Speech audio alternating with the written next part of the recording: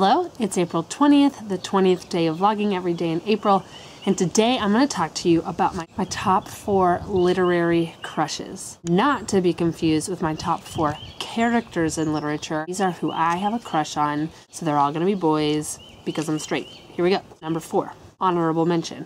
And I had to give him number 4 because his name is 4 from the Divergent series by Veronica Roth. Now, 4 is the character that I'm most physically attracted to. He's protective, respectful, and really intense. Like, he is probably the most intense of all the people, but I think that's what I like about him. Might be what's so attractive about him. But his name is really Tobias, and as soon as I heard his name was Tobias, all I could think of was Arrested Development, and then I was like, bleh, gross.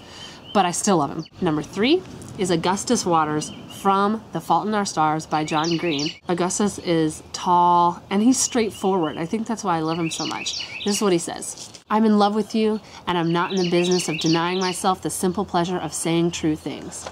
Oh, he just loves her, and he tells her. And I love that about a man.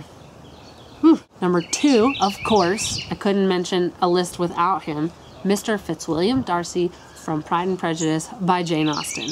Duh. He's tall, brooding, and pretentious. What's not to like? And I like that he changes, that he grows up and he realizes after he gets super dissed by Lizzie, he changes and he becomes a better person because she calls him out. I really feel like that's going to be like the closest to my love story. I'm probably going to be like really pissed at somebody and really kind of hate somebody and then all of a sudden realize that they're the best for me and like them. So I think maybe that's why I like Darcy. Also, he's really rich, which doesn't hurt anything, and he owns half of Derbyshire. The number 1 top crush of all my literary history of reading is Holden Caulfield from The Catcher in the Rye by J.D. Salinger.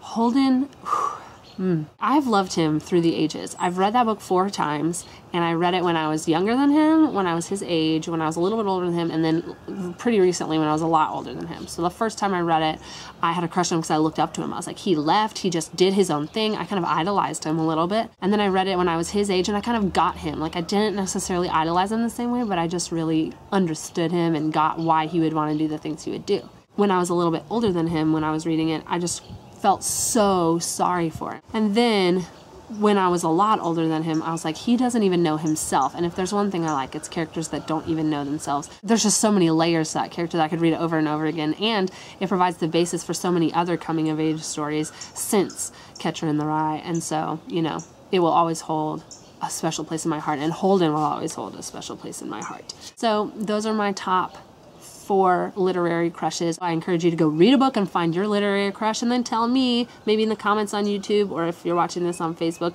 who are your favorite literary crushes, maybe top 1 or 2, and what book they're from, because maybe I'll go read that. See you tomorrow.